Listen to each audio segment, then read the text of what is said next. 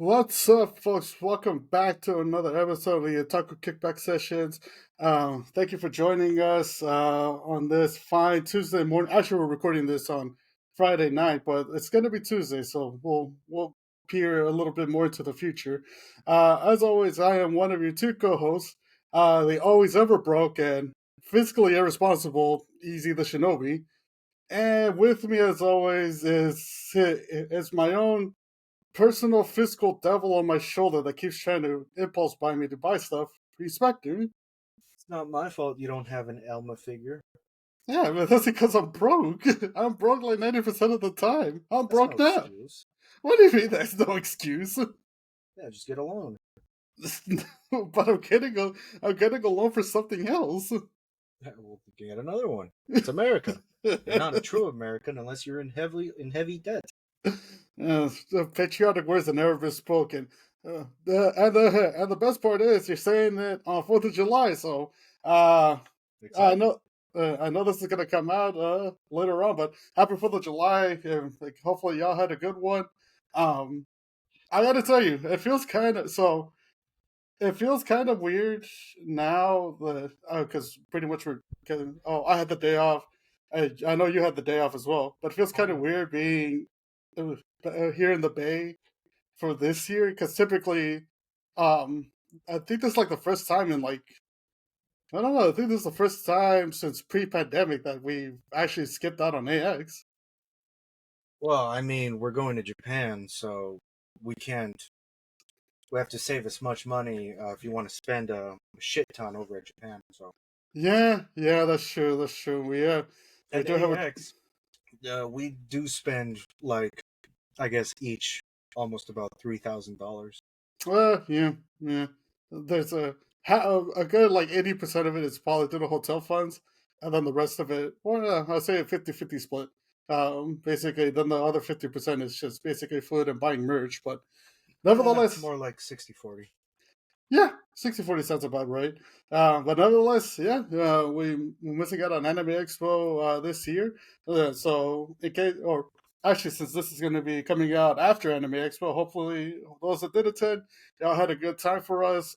We are looking to go back, hopefully next year, but um, guess I guess we'll see after how this ship breaks out. But it's gonna be good. It's gonna be good. Well, yeah, again, happy 4th of July. Hopefully, you guys are having had a good 4th of July weekend. Hopefully, you guys ate some good food or at least you watched some good shows. I know I've been binge watching some stuff. Fun enough, I got my brother into Attack on Titan recently. Um, so he's more of a casual viewer than I am. And pretty much after I forgot what we got done watching on Netflix.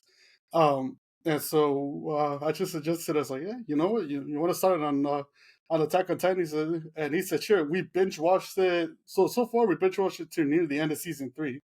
I'm saying because he's out right now. I'm saving it till when he gets back. Till we start season four. He likes it so far. But one of his major complaints is like he's not a fan of pre-season four Aaron Yeager because he believes he cries and kind of complains a lot. I told this dude, it's like, he locks in when season four comes around. Yeah, somehow. Yeah.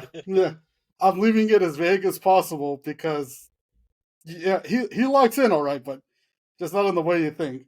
Um, but by the way, if you're hearing this or if my brother's hearing this, I swear I'm not gonna spoil anything. This is as far as I'll go with two spoilers.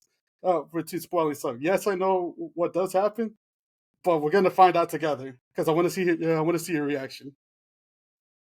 Yeah, man. But in any case, yeah. Hopefully, you guys are taking the time off to binge watch some stuff and catch up on some new shows. I do have a anime recommendation. And it's the sort of fairly popular, but we'll get to it later on. But let's start this thing off with some anime news. Let's see. One thing that I did find out a few weeks ago, since our last episode, was the Vinland Saga manga. It's ending. It's scheduled to end on July 25th, 2025. So about a few weeks from now, or close to the end of the month. after 20 years of publication and serialization. So, um, I believe the author mentioned that he felt like it was time to essentially end the story at a right point. And so, yeah, if you're a fan of the Vinland Saga manga, it's coming up to an end. Um, I still got to check out the anime. I heard the anime adaptation is pretty good for it. Let's see. Windbreaker. So for Windbreaker, there was a live action movie that got announced.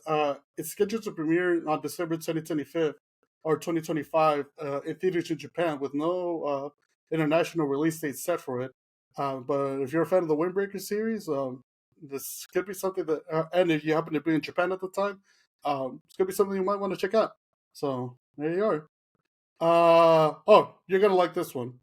Old Country Bumpkin to Master Swordsman season two. It got announced for it got announced for a premiere set for sometime in 2026. No exact date yet. But there is confirmation that season two is happening after season one just wrapped up. I believe it's like a few weeks ago, right? Yeah. Yeah. And so if I'm gonna take a guess and say that this is gonna be around the same length of episodes as season one is. I know season one was about 12 or 13 episodes, right? Yeah. Yeah. So with yeah, if you're a fan of Old Country Bumpkin to Master Swordsman, be on the lookout in season two. Or be on the lookout for season two. For more info on it later this year. Uh, oh, and this one I've been waiting for quite some time. Kaguya-sama Love is War. So I know the last anime project that got left that we left off for Love is War was the movie that came out. I believe it was 2 years ago or so. But now, with the recent announcement, it came out that Love is War is going to have a anime special titled "The Stairway to Adulthood." It got announced with a visual.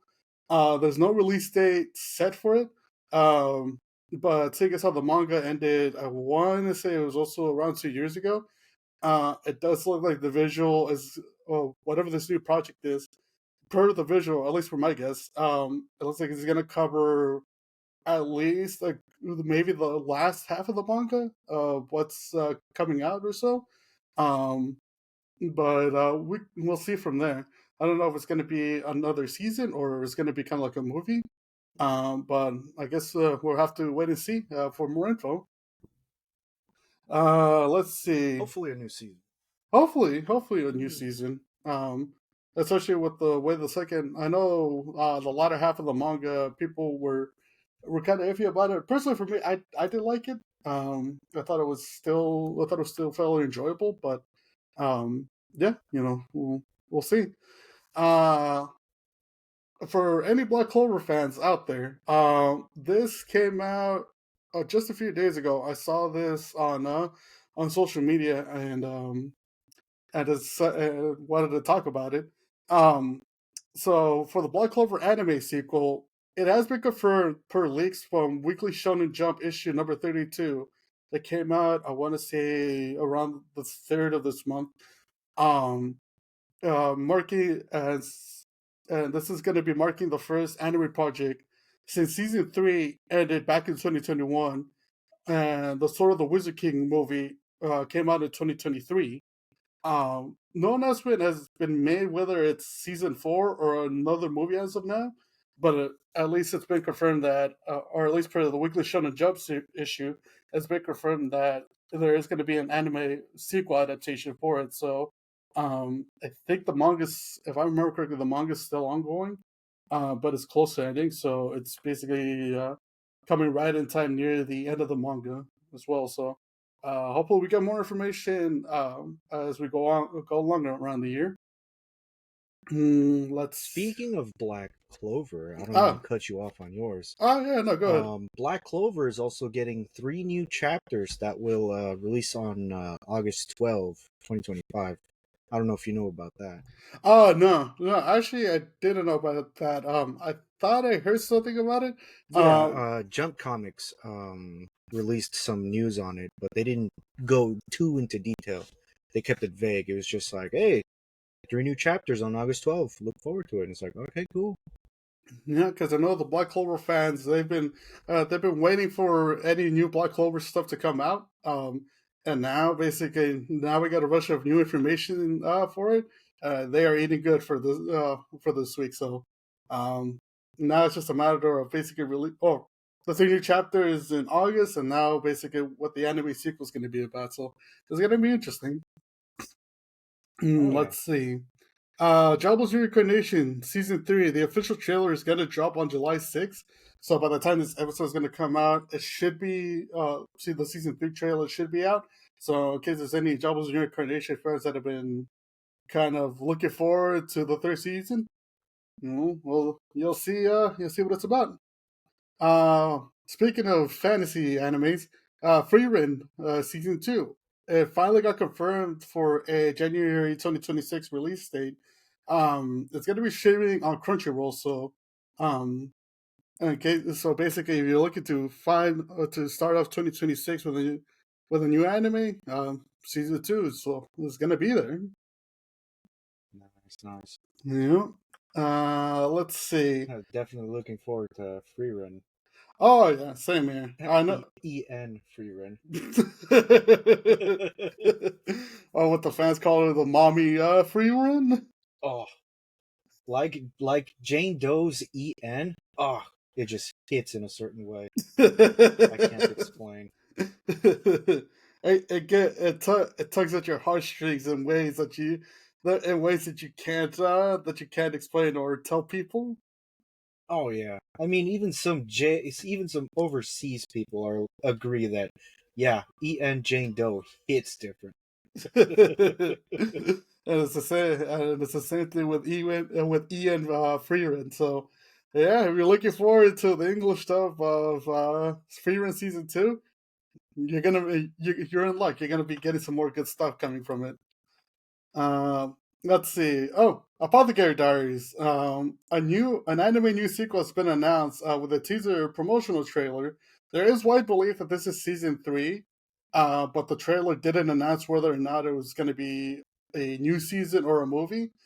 There's no release date as of now, um, but I'm pretty sure it should be coming either this weekend at Anime Expo or months ahead, or a few months out down the road in 2025. But yeah, a new sequel has been announced, and so far the wide belief among the fandom is it's going to be season 3. So, guess you guys want to take a look at the trailer or the promotional trailer? It is out now, and yeah, it does seem like it's gonna hint, or it is hinting at some sort of prequel story to it. So, we'll see how it goes. I'm not really too familiar with Apothecary Diaries, but it is on my to watch list. So, hopefully by then I'll be familiar with it. Um, Now for something I did watch last year, binging it. Aya sometimes hides her feelings in Russian. Season 2 is set to premiere in 2026 according to a new promotional visual. There's no exact date set for it, but now we at least have confirmation that it's going to come out in the following year. So yeah, wait to see. If in case you haven't checked out season 1, it is available to watch. Believe there's 12 episodes, 12, 13 episodes of it. It is pretty good. It is kind of like your regular slice of life, but there's some mystery behind it, especially between basically the main character Kuze and then Aya and her relationship with Kuze and all that stuff. So plus you got the gremlin little sister that comes out in it. Um, Yeah, the one who gets more shipping material than the actual main protagonist. well, because she does the whole standard, like, oh, big brother stereotype. If you know, you know. But yeah, but yeah, there that is. She's not a Masugake, but she's close enough to one. Exactly. For those who don't know what a Masugake is, don't search it up. I'm gonna be honest with you. I have no idea what a Masagaki is, but now that you give that advert not to search it up, you know what? I'm just gonna basically go with the flow and not search up Uh, anything. I'll try to describe it as vague as possible. Hmm. Um, Picture. Ah, how can I do this without getting too into trouble? Picture Kana, but being more love aggressive towards the older demographic. Okay, gotcha, gotcha. Yeah, that's what a Masugake is. Gotcha, gotcha. That's yeah, that's about a perfect example as you could get it to. Yeah, a more Oh man. eh, heavily censored definition of the name. Yeah. So yeah, in case you do want to check out season one, check out the little gremlin, the gremlin little sister with Matsugaki tendencies. And for some reason, she beats out Aya in the fandom. And She so does. that's I've the seen the artwork. yep. Moving on to something a bit more wholesome, shall we? Oh, So you've watched Dangers in My Heart, right? of course I have. Nice, nice. So you're actually gonna like this one too. So the movie, or I believe the movie got announced last year, but now it has a release date set for February 13th, 2026, in Japan. No word yet if it's gonna come out here to the states or outside of Japan in international theaters. Which I am hoping it does. I've heard a lot of good stuff about Dangers of My Heart, but yeah, in case you're fans of the series. Now we have an official release date for the movie. Uh, Cool beans. cool beans, cool beans. Let's see. I know we reported on this a few episodes ago, but now it's officially been announced for My Hero Academia Vigilantes season two, for a 2026 release date. There's no exact month and day when it's going to come out, but at least now we know that Vigilante season two has been announced for next year. So season one did just end a few days ago, I believe, back on the third or back on the second or the third. Um, and so season and plus season one got a good chunk of reviews as well. So uh, yeah, looks like it's gonna be good and a good amount of hype behind it. Oh, Um, there's a lot of stuff going on this month around. oh yeah, exactly, exactly. One thing that is coming up this month around, and again, by the time this episode comes out, episode one of season two would have already been released. But My Dress Up Darling, the manga epilogue is coming out soon. I believe it's supposed to be coming out. I think it's today. Well, today is July 4th for us, but I think it was supposed to come out yesterday for basically Japanese publications and all that. There hasn't been any basically kind of leaks on it or so. But the one thing that people that I was able to find on the epilogue for the manga was, you remember how you pointed out that basically there was a supposedly a 10-year time skip. Yeah, Um, there was a rumor that they were supposed to like, the typical like, oh yeah, we're gonna have a kid and all that shit. yeah, exactly. Turns out that rumor was right. Oh, Apparently they sick. did. Yeah, apparently they did have a kid. And I saw this. I was like, no way. And then I ended up searching it up on the Microsoft Darling subreddit. I was like, they did have a kid, and I remember sending you the link to it on Discord, and I was just like, this is the type of I live for this type of shit, man. I live for these type of moments. This shit means something to me. Huh.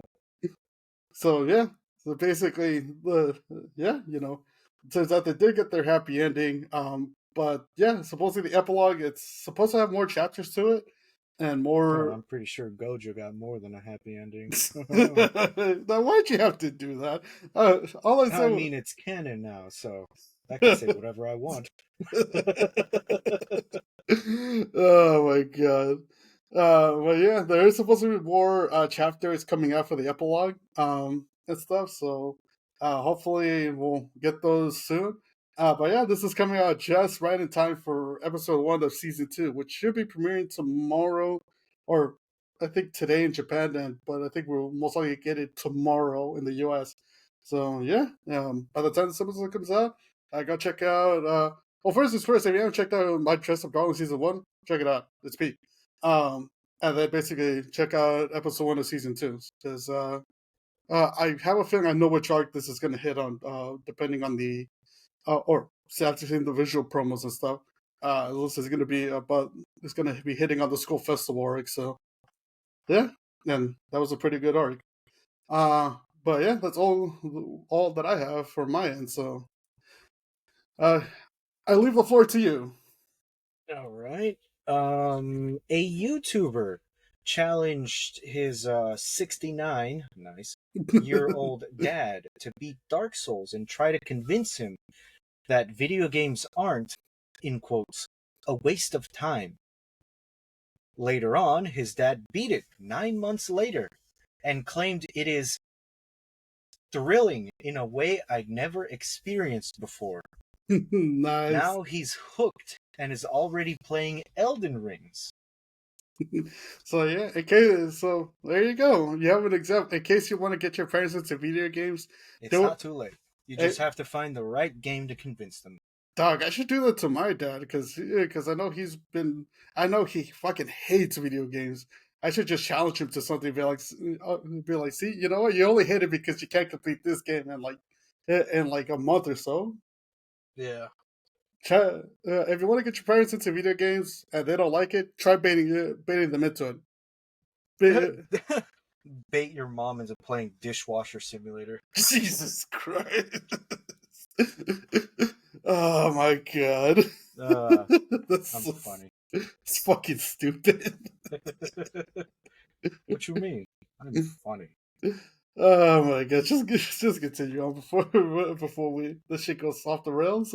One Punch Man Season 3 has been officially announced and is coming to Crunchyroll on October 2025. More information will be revealed after Anime Expo. Nice. So, JC Studio for this upcoming season. Oof. I really hope they put a lot of work into the fight scenes because there's going to be so much of oh it. yeah, because you caught up with the manga, right? Yeah, this season, if I'm correct, should touch in a little bit of God Garo. Oof. I remember you showed me one of the fight scenes that might be called. I showed you a fan animation, and that shit was nice. Yeah. Imagine the official material. Oh god, these ones got their work cut out for them. Because God, yeah, I remember you showed me the fan animation for one of the God Garo fights. Jesus, if somebody could do that, basically either by themselves or with a small team, now imagine being backed by kind of like a heavy, like well, a well recognized anime studio. Because, whew, Oh yeah. that's gonna be some work. Dodger Stadium is hosting the first ever VTuber live streamed performance during the Major League Baseball game. Could you imagine? Could you imagine? Basically, after watching the Dodgers and then the seventh inning stretch, you basically just see a VTuber idol show happening. Yeah. Unfortunately, their good luck charm won't be there anymore. Yep. The as a lot of Dodger fans call her, the funny shark girl. Yeah, she sailed off to explore different adventures and stuff, but she'll forever remain. Yeah. Sekai Project announced that a new Nekopara After game has been released on stream. For Nice. those Nekopara fans, and especially those who downloaded the extra add-on content, know that this shit is going to be peak. Exactly. And if you want to catch on peak, since Steam is having the summer sale right now, you might get Nickel Bar on a discount. The first one. Yeah. Now for some collab stuff. Let's go. Wuthering Waves and Cyberpunks is having a collab. We announced this beforehand, but the confirmed characters that you can obtain will be Lucy and Rebecca. Nice, nice. They are set to be the collaboration is set to be coming somewhere around 2016. Okay. That's not too bad. Oh, whoops. Sorry, I had a brain fart. 2026. Sorry. I wanted to make a basically go back in time joke, but then I was like, you know what? I'm gonna let her figure this out. Yeah, I had a dyslexia moment. I read the 2 as a 1. Oh man. But no, like, cause I know, well, like you mentioned, I know we were kind of, um, we've been waiting on the which characters are gonna be part of the Wither Ways collab. But yeah, honestly, though, it's gonna be David and Lucy, but Rebecca and Lucy's is pretty good. Yeah. Now the next collab is Guilty Gear. From the world of Cyberpunk Edgerunners, Lucy will be joining the roster as a playable guest character. She is set to be released this summer. Nice, nice. Wait, because I forgot, Guilty Gear wasn't the one. Is that's not the game that has Cristiano Ronaldo as a featured character, right? I don't think so. Fuck. Oh no, it's King of Fighters. Because I was gonna say, I was like, can you imagine? Can you imagine playing a fighting game? You're playing as Lucy, and then your buddy's playing as Cristiano Ronaldo in a fight. Oh, God.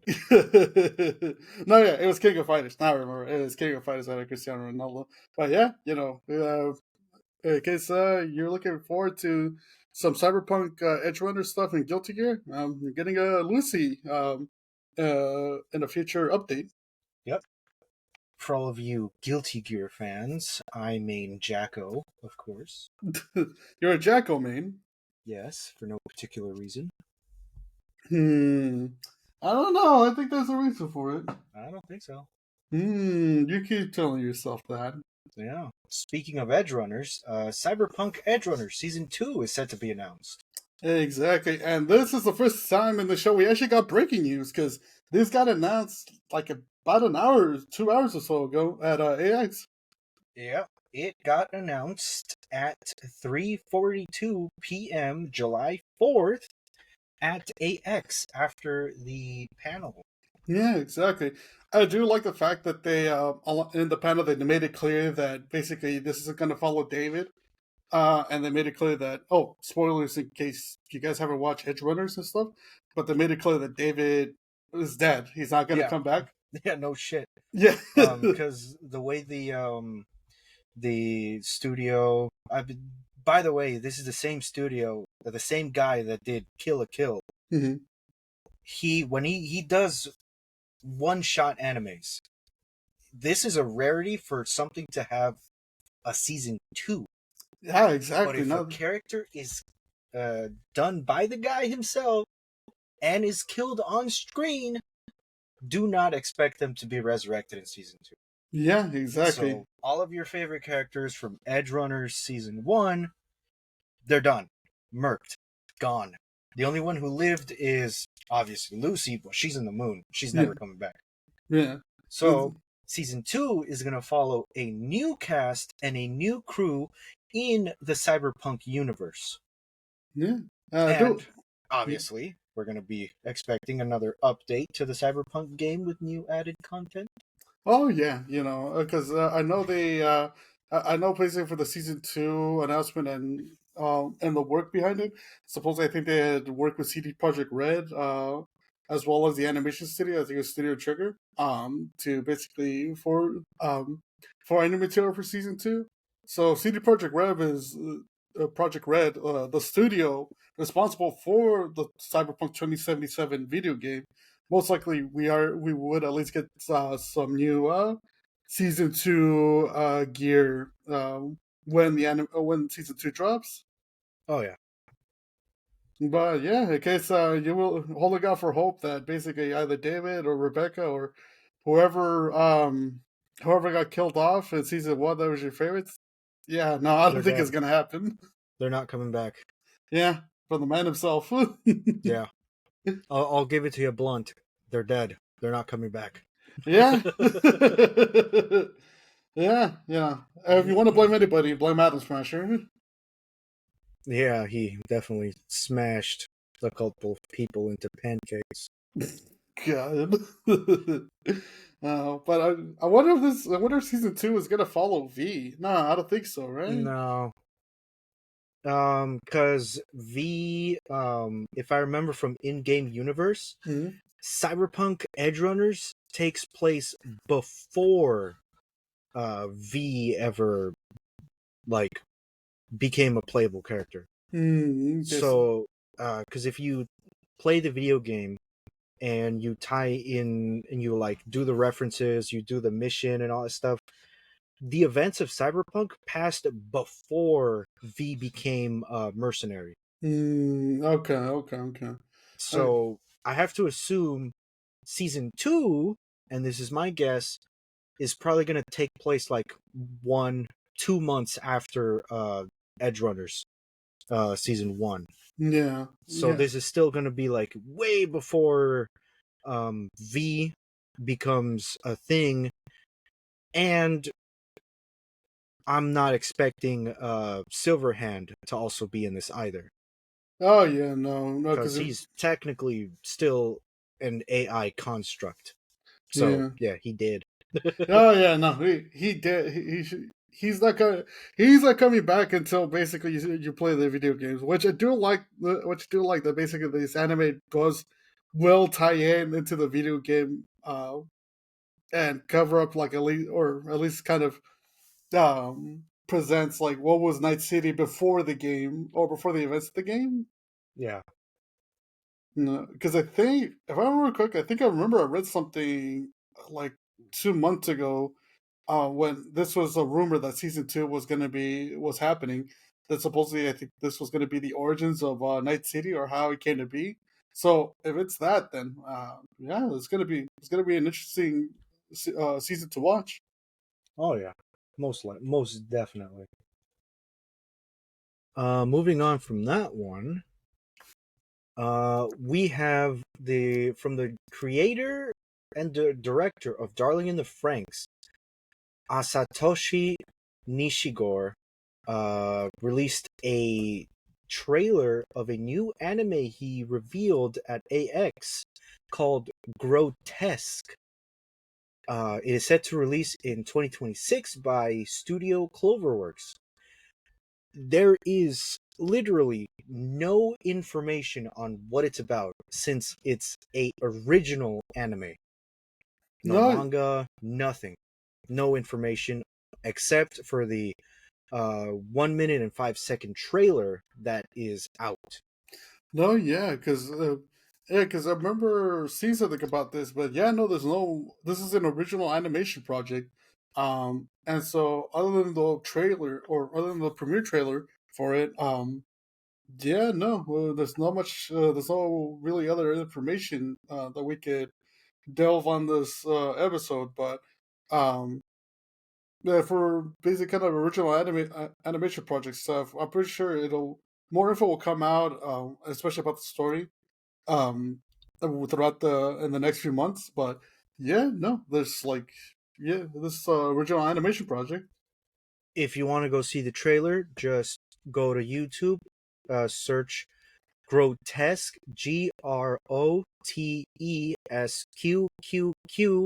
GROTESQQQUE anime, and it Hmm. should be the first or second one that pops up. Yeah, I haven't seen the. Have you seen the trailer by any chance? I have. How is it? It's nice. Ooh, nice. It's interesting. Oh, I gotta check it out. I'll probably check it out after we get done recording today. But yeah, and you can't really go wrong with Studio Trigger as well. Especially with the team that animated Darling in the Franks. I know. Well, I know the ending of it was original animation ending. The manga had a different ending for it. Yeah. But yeah, no, you can't really go wrong with it. Moving on from that one, we have Ghost in the Shell. A new trailer had just come out. We covered Ghost in the Shell before, but a new trailer as of uh, yesterday, July 3rd.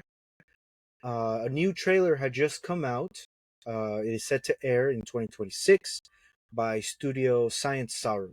Mhm. So, no news there except for the new trailer that came out. everything is still pretty much the same. Yeah. So at least we're getting our first look into what the Quest of the Shell remake is going to look like. Yeah. Dandadan season 2 is set to be listed with 12 episodes. Nice, nice. And it did just release, I believe, yesterday. So I guess you were looking forward to basically season two. You got a chance to check it out right now. You do, yeah. Gikuk is creating a original anime titled Ban, Mhm. Ban, The Boundaries of Adulthood. Oh, It is yeah. said to be directed by Yoshimitsu Oashi, music by Kevin Penkin, and animated by Studio Daisy.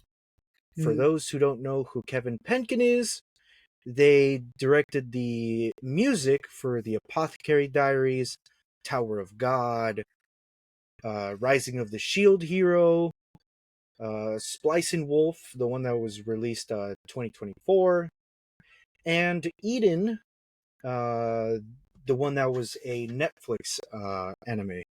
Nice. They got a pretty good got a pretty good person to run the soundtrack for it. I did. And yeah, I don't mean to cut you off here. Oh, good. And those who don't know what Boundaries of Adulthood is, no one knows what it is. But as the news media I am reading this off of, in quotes, yes, it's another fucking isekai. Yes, yes, it is another isekai. I think that this one is based off more of I think I read somewhere that was based more off of Filipino lore. And feel free to fact check me if I'm wrong about that. Um, but I did watch the trailer for it, and I gotta say, it looks so far, it looks like a very good. It's gonna be like a very good isekai anime. Um, it feels like one of those ones where it's not battle heavy, but it's more so like you're going on a journey. And the trailer, or basically the music that came along with the trailer, it really does fit the that tone of like, okay, we're setting off to a new adventure and stuff. So I'm looking forward to it. Oh yeah, same here. I Mhm. can't wait to see when it comes out I because think. there is no news of when it'll come out. Hmm, As it got announced as of yesterday, July 3rd, at AX. exactly. So if you manage to see the official premiere or the official trailer premiere at AX, you're one of the lucky ones. Oh yeah. Moving on from that one, we have To Your Eternity. Anime season 3 is set to begin in October 2025 by Studio Drive X Studio Massiket. Nice. And we have one of my own favorites. Oh. Gate season 2 has been officially announced. Nice, nice. And for the people. And I want to clarify this because I know there's going to be a lot of people, oh, it already got a season 2. No, it did. What you're confusing it with part 2. Gate part season 1 part 2 that was released in winter 2026, that it has the title, literally in the title, Gate, the Great Passageway part 2, because the original Gate came out in 2025. Hmm. So this one is the official Gate season 2. Exactly, and for the way you explained it to me, because I know you were talking about it before the recording today. The way you explained it to me is that basically this was before, yeah, this is like the model that current animes follow, where it's like, oh, it's season one, core one, and then season one, core two. So Yeah, this was like before they even had the word court yeah, to it. yeah, exactly. And so pretty much, so this upcoming one that's about to come out is going to be the official season two. Yeah. Uh, There's no release date yet. It's been announced as of July 3rd. I assume it was at AX that it was announced because all of this news media we're getting is a mix of early announcements, late announcements, and just now July 4th announcements.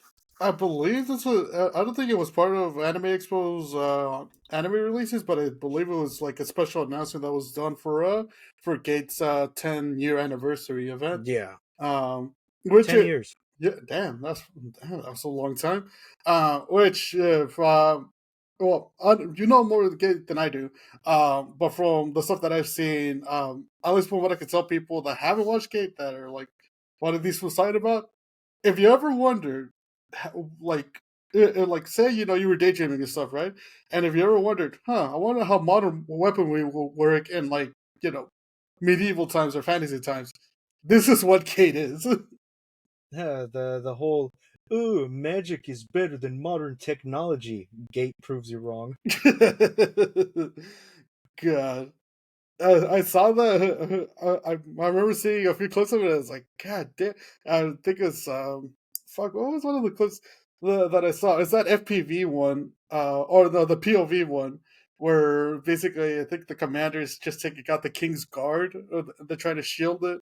They're trying to shield from his bullets using those like iron shields, and he just kind of like That just sprays through it. yeah. And I saw. I was like, oh, okay, so this is what it is. I mean, yeah, it's a piece of iron. The modern technology is meant to go through metal, or at least the calibers they use in rifles. Exactly. Oh, and not to mention, I'm pretty sure you're happy about it because you get to see you get to see your girl Rory Mercury again. Oh, see. See. Yeah, but yeah, we have no release date set for season 2 of Gate. But yeah, in case you want to go check out season 1, it is worth a watch. Um, I'm pretty sure you would also recommend to people in case there are those who haven't seen Gate yet. Yeah, watch Gate and then watch Gate Part 2. He wants to emphasize the part two. Yeah, not season 2, Part 2. Oh man, well, let's keep moving on before we get you on a rant. Yeah. We announced this before. Tokapi, the original Sin. Ever since its debut, it has hit a rating of 9.7. It did, and dog. Okay, so I haven't seen the first episode. It came out. I think it came out last weekend. Um, but I have read kind of like what happens in it. Um, if it's one of the if it's one of those things where it's like, how can I put this? If you want to see an anime of how kind of sucky humans could get, this is this is kind of it. Or this is one of those ones where it's tragic, but not like say like a regular tragedy where it's like, the princess of this new kingdom ended up dying out or something. Nah, this is just like, yeah, no, people suck sometimes, man. And you gotta remember, um, Shizuka, the main chick, Yeah, she's a fourth grader. yeah, It's a fourth grader going through all of this shit that she's doing that literally she has no idea how to smile. So this yeah. alien Tokapi is pretty much like, dog, I'm gonna do everything in my power to fucking have you smiling again. And even Tokabi's even shocked at all the shit that she goes through. It's like, Jesus, this Yeah, poor. she's like, damn, you humans go through this shit, or just like a handful of you? And yeah, no, it's yeah, the first episode, like I've read the original material of this, and reading it and it's all of describing this is just like, ooh, fuck. But actually seeing it animated is like, oh shit. Yeah. No, You go it from oh fuck to oh shit. that's how you know they're doing a good job when it gets your reaction level to like, holy fuck, dude. I knew this was bad, but God, it makes you feel for it makes you feel for Shizuka so much. Oh yeah, it's just like, yikes, my guy. Yeah, no, yeah. So it's a good drama. It's a good drama so far. I know people they loved for the first episode for how basically how well adapted they did it, from the manga, and so I believe it's going to be only a 6 episode run. Seeing as Yes, how yeah, we covered this last time, but like ever since they ever since its first episode debut, it's got a 9.7 rating on almost everything. oh yeah, no, so it started off strong, and Crunchyroll 5-star rating. yeah, Other source media's 5.5-star rating, like dog. And that's just the first episode. yeah. I'm hoping Shizuka gets a good ending. Her and Chappie, because I mean, you can't. She that's the only thing so far in her life that makes her smile. Is basically her dog, and so, whew, yeah. If you want something to kind of get you going, like what the fuck is wrong with these people? Episode 1 of Takupi's Original Sin. Watch it. It's yeah. And I think episode 2 is supposed to come out this weekend. So Yeah. yeah. So by the time this comes out, you can check out the first 2 episodes of it because dude, like especially with stuff with dogs. Now that I have one, yeah, yeah, and all that, it hits harder, and so I'm just like, fuck, man, just why? Yeah. Oh, here's the hope. Happy ending. Sorry about that. Uh had some had to talk to someone. No problemo. Moving on from that one, Togepi's Original Sin, we have Let the Grieving Soul Retire, Court 2. Hmm. No announced date has been released, but it has confirmed to have a Court 2. Huh. I'm surprised that this was getting a season 2 because I definitely like. I know we covered when it got announced and basically the release date. Did you manage to watch it?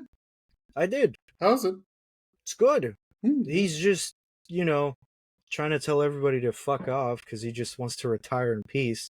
But the new, I guess, crew he recruited is like, oh man, he's such a kidder, let's just bring him as our leader and form this badass team that he's gonna overlook and be responsible for. And he's just like, dog, I just want to rest. I want to go home.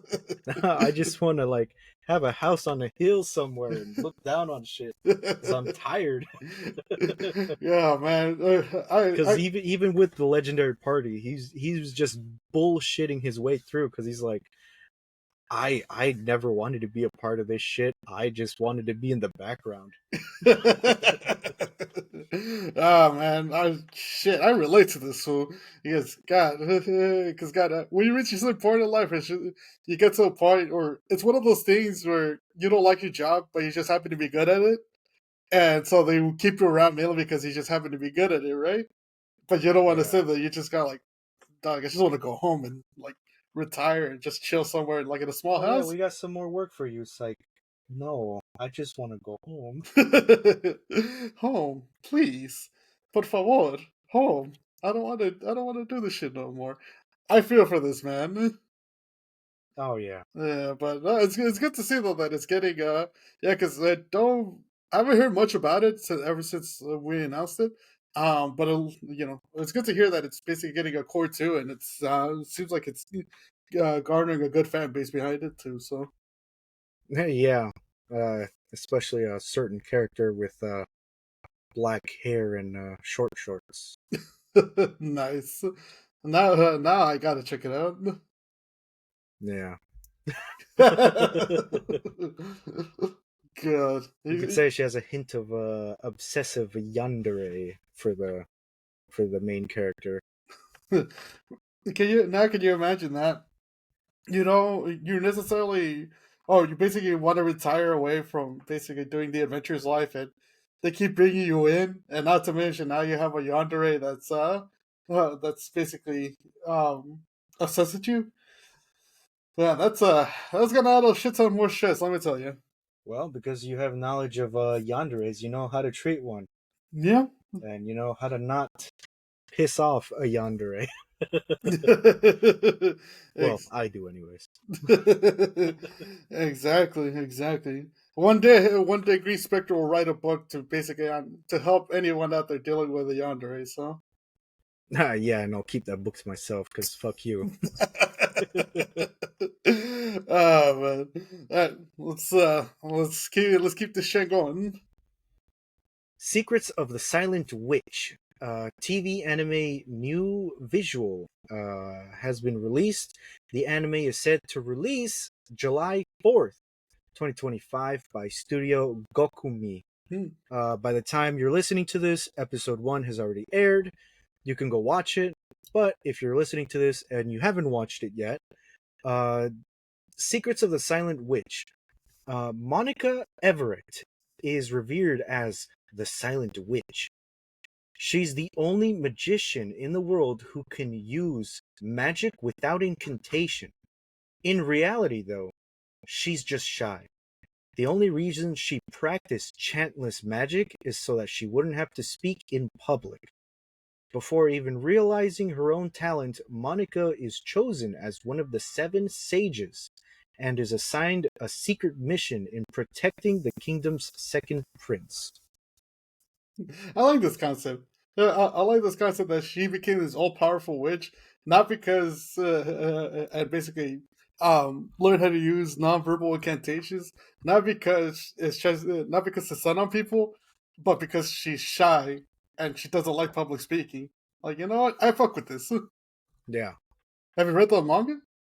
Yeah, it has 27 chapters Oh shit! All right, cool. How was and it? it's still ongoing. It's good. Hmm. Huh? That's pretty good. That, and I do like the fact that it's kind of a new twist to, because I know we've over like the past few years we've been oversaturated with kind of like fantasy and isekai manga. So I do like that this is kind of like a bit of a new twist where it's like it's a witch that has mastered the art of well, I guess non incantation magic, but mainly because she's shy to speak out in public. Yeah. But I mean the manga's good. Hmm. I like it. I can't wait to see what they do with the anime. Hmm. Nice. In fact, by the time this episode release, episode 1 is going to be out. So, I'm going to watch it to see how it is. Nice, nice. Yeah, you got there. You go. You got your Friday night viewing there. Yeah. Moving on from that one, we have left my A rank party to help my former students reach the dungeon depths. Season 2 has been announced. Oh, nice, nice. This is another one that I know we covered it of one of the previous episodes and stuff, and also not hearing much about it. But I'm actually glad that this got a season 2, because from what you told me, I think you got done with season 1, right? Yeah. Yeah. I'd finished season 1. Um I've been watching it. I'm like, "Oh, this is nice." It compares to the manga really good. Hmm. Yeah, I do recommend this. It's not for everyone, I agree, but it's one of those like the legendary party kicks out one of their people for being quote unquote useless, Hmm. and it turns out he actually managed the entire party by himself and nobody realized it.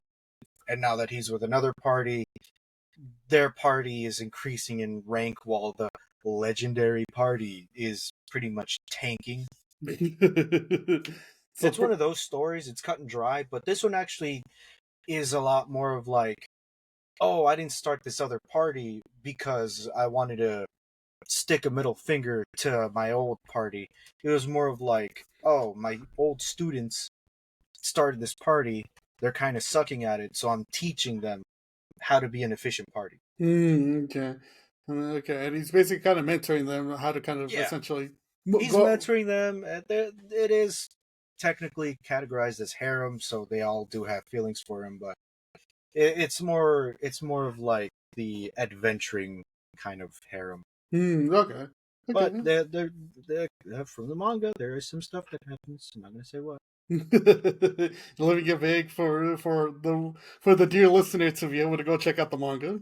Of course, I say everything with vagueness so that people would check out the original material because you have to support them somehow. Exactly, exactly. Because I mean, that's what we do here. You want to support the original material that's out there.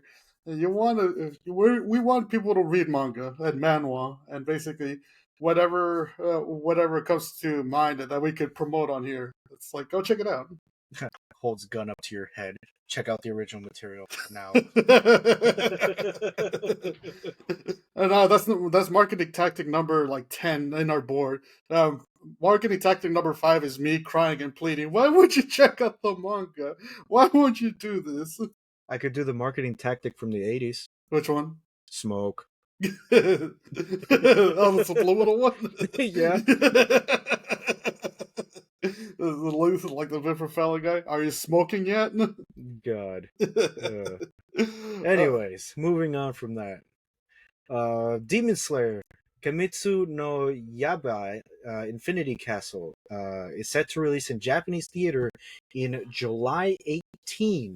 Stateside, we should be getting it somewhere around October. I think so. It's either around October or September.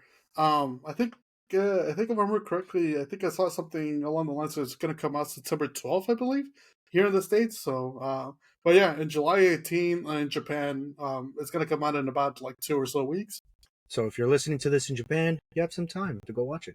Yeah, exactly. Good. If you're not, wait till October or September. Yeah. Basically, if you're in the States, yeah, we're gonna have to wait. You're gonna have to wait a bit. Oh, I do want to add on to that, because I just remembered that I guess apparently the Infinity Castle movies, it's not gonna be like a yearly um release. It's gonna because apparently they want to work on it, so it's gonna be essentially gonna come out every 2 years. So once Infinity Castle comes out this year, I believe, or Infinity Castle Part One comes out this year, then I would assume that Part Two is mostly going to come out in 2027. Yeah. From just the little trailer it released, wow, it looks really amazing. Oh yeah, no, I can't wait to watch it. Oh yeah, no, I have to wait. Exactly. We're not in Japan yet. True. Yeah, but yeah, no, it looks like, and I'm always an advocate for basically kind of like if you want to do your project right, or if you want to do any project right, take as much time as you need to get it like to the best standards that you possibly can. Yeah, and have good visuals. Oh Because yeah, nobody else will care about the story if you have good visuals. oh yeah. That's always the major complaint about Demon Slayer. It has no story. It has a story. What do you It mean? has a story. You're just too focused on the shiny things and the pretty lights. Like a 5-year-old child or a magpie. Ooh, God. shiny thing. Oh man, but yeah, no, I'm looking forward to it. Yeah, moving on from that one. The 100 Girlfriends Who Really, Really, Really, Really, Really Love You anime has set the Guinness World Record for the longest love speech in anime history. I had no idea there was such a record. I legit, I didn't either until it came yeah, out. And I was like, shit, good for them. Clap. yeah, yeah, because the Golf clap. thing, nice golf clap. Give it up to them. Yeah, no, because I think this was, I can't remember. You've read the manga, right? Yeah, and when I saw his love speech, I was like, I'm not reading all that shit. And I just went on to the next fucking panel. And when the anime came out, I was like, I'm not listening to all this shit. And I just skipped forward. No, yeah, because man, doesn't this dude go into like full on depth as to why he loves every single one of his girlfriends? Because I think we're up to now. I think he has like 6 or so. Yeah. Yeah, nah, that's gonna. This man might have just reserved the theater for basically all of them because that's gonna take ages. I don't even know what you'd call a fucking gangbang of 100 people. I don't know, just There has to be a word for it, but I don't want my search history to fucking spring up in red flags. I don't know. Paul just what the hell would you call that? Like I don't know. We're gonna Let us decide. know in the comments if you have a specific word for it. You fucking yeah. We'll leave it to the audience. Yeah, let What us do you know. call Like, a gangbang of 100 people? oh god, because this is yeah no, this is gonna end up like that. And bro, when I watched season one, okay, so I'll admit I watched season one to its entirety. Um, it is funny, but then there are some moments where I was like, God damn, this shit gets out of pocket like so fast. But yeah, no, it's at least season two. It seems like it's gonna be entertaining. But yeah, no, season one is like, what the fuck? What am I watching? Uh, God, God. Yeah, no, let us know in the comments if you if you know what to call a gangbang of 100 people. I genuinely want to know, but I don't want to search it up. Save Spectre's search history from basically being tainted. It's already tainted enough with all the shit I don't want to read, but I have to. Oh, that's the other thing too. We are still looking for people that who basically want to comment any manga or any anime adaptation that you want Spectre to check out. In case it's something you're interested in, but you kind of want to send the canary down the mine shaft first. Pretty much, yeah. It's like one of those mangas that you see the tags and you're just like, oh god, gore, uh, monsters, sexual violence, erotica. It's like the quadfecta of like, oh god, I'm not touching that Yeah. with a 10 foot stick. Yeah, exactly that. It's basically, and now you just you're sending somebody else in. But yeah, if you have any recommendations, just feel free to comment on it. And yeah, well, that's you. I'll give you a good I'll give you a really good example of something you don't want to read with a 10 foot stick. The Reincarnation Coliseum, using the weakest skill in order to defeat the strongest women and creating a slave harem. Uh, yeah. The tags are erotica, sexual violence, reincarnation, gender swap, lolly, action, psychological, ninja, comedy, magic, harem, isekai, fantasy. And it's about a 17-year-old dude who gets summoned to another world, but the island he gets summoned to is like a prison island Mm, where this priestess pretty much has a coliseum of like warriors fighting each other to either the death or submission. mhm. But the thing is, um, it's pretty much men fighting women, and Oh, if what the the? men win and are able to have the woman submit to them, Yeah, they them in the middle of the Colosseum in uh, front of everyone. But here's the catch. If the woman beats the man, then the man gets pretty much is given a potion to be turned into a female, and the female is given a potion to become a futa temporarily, and the now female male warrior. dude, what the fuck? And because the individual person lost to the other person, they now become their sex slave for life and no longer considered a warrior. Yeah, Yeah, Jesus, that's that's just an example of I'll read it so you don't have to, and I will go in as vague as much detail, but with enough meat and potatoes so that you don't have to read it. And the main character, uh, well, he sees this all as a video game. what the. So he's a 17-year-old gamer, right? He's never lost a game ever in his life, even VR games.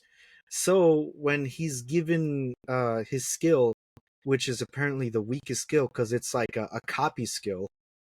Think of Monomock, right? Yeah.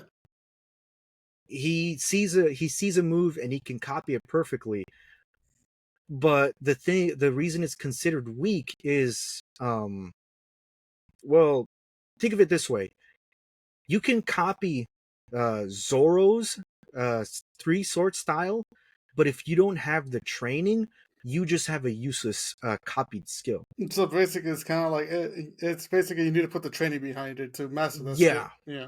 but because this guy has played video games and VR games and has never lost a game in his life, he tricks himself into seeing everything as a video game and uses that copy skill to his advantage to pretty much beat everyone and turn them into his sex slaves.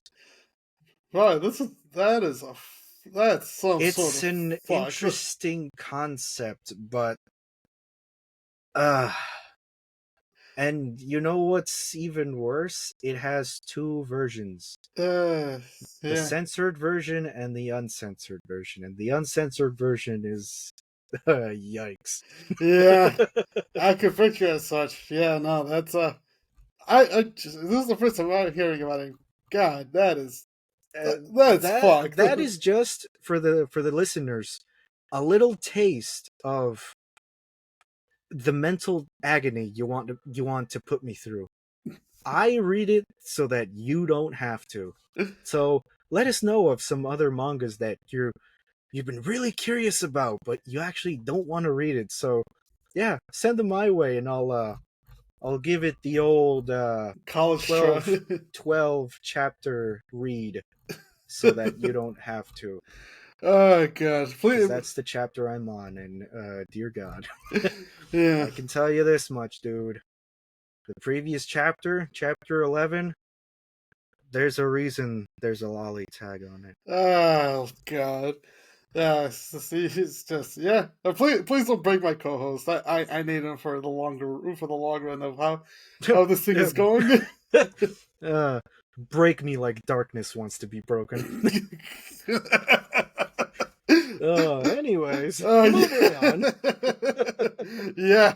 After that, whoa Uh, boy. What Moving the on. fuck? Alice in Wonderland, new anime movie has trailer has been released. It is set to go in theaters August 29th, 2025 by Studio PA Works. Oh, nice. I was, you know what? I'm kind of surprised that they're kind of adapting these old stories. But usually, I think they usually end up putting their own like spin on it or twist to it. Yeah, So this one from the way the trailer looks, mhm.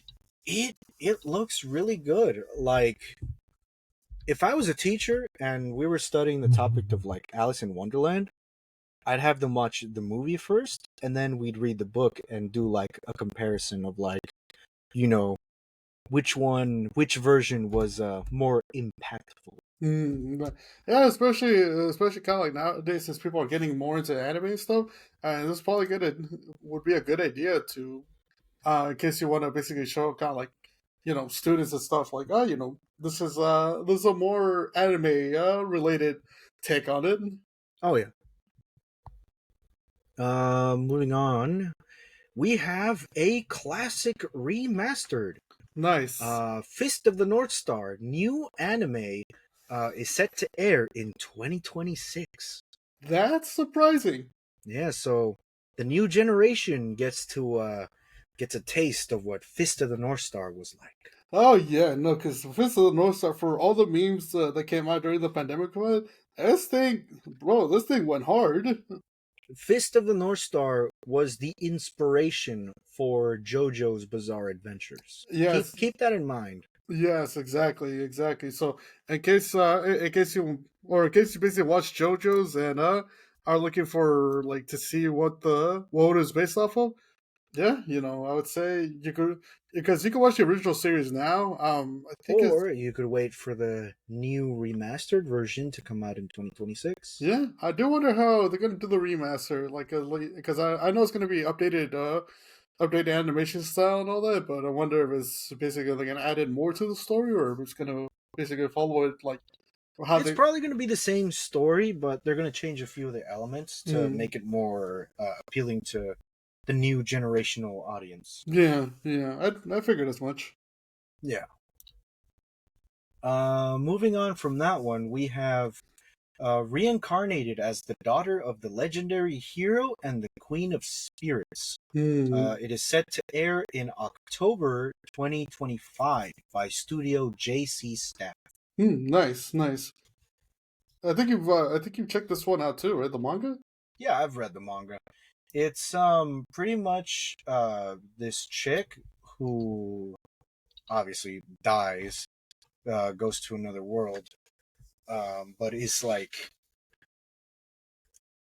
well, I guess to put it bluntly, her father is a former hero and the mother is the Queen of Spirits, and pretty much she has all the knowledge of her past life and powers in her with her current world, and she is pretty much destined to make sure she not only lives up to the expectations that is placed on her, but also to protect her family, her father, her mother, and whoever else is in that tangent, Mm-hmm. and have a happy life altogether. Mm-hmm. Which the reasons I will not go into of why she wants a happy life, it is up to you to find out. Yeah, yeah, Read the manga, or wait for the anime. yeah. And basically, it seems like it follows this trope of like I don't want to follow what my supposed destiny is supposed to be for me. I want to kind of do my own thing, right? Oh yeah, I Yeah, want to do my own thing, but I want to do it with my family, because the classic trope of like, oh, my life was shit in my previous life, and now that I got this new one, I'm gonna treasure it as much as I can. I got it. I got it. Those are always, for the most part, those always hit really well too. So, Oh uh, yeah, and especially since it's categorized under a slice of life, so obviously it's gonna have those elements that all slice of lives have. yeah, yeah, exactly. So yeah, it seems like something that could be worth checking out. Yeah. Moving on from that one, we have Kobusan Won't Let Me Be Invisible. Mangaka Yokumori Nene is returning with a new childhood friend romance manga that will start July 3rd, 2025. Oh, nice, nice. Yeah, so he's working on a new series, and this time it will be a childhood friend romance series. Nice, and I know the another suit hit on Kobo-san will let me be invisible. So, uh, any fans of that, if you're interested, if you're looking forward to any of his future work, this seems like it's gonna, it might hit as well. So, yeah, Oh, yeah. Next up, we have Dealing with the Makadono Sisters is a Breeze. nice. Anime is set to air in July 9th, 2025 by Studio PA Works. Hmm. For those who don't know what this is about, as the son of the late legendary actress Subaru Ayase, Yu had many expectations placed on him after he transferred to Sekai Academy, a high school prestigious where students can hone their professional talents. However, in contrast to his mother, Yu is completely talentless. Being seen as a complete mediocre, he would have no chance in standing side by side with the three emperors of Sakai Academy, the Makadono sisters, Miwa, Niko, and Kazuki, who each are prodigies in their own respective talents: shogi, martial arts, and performing arts.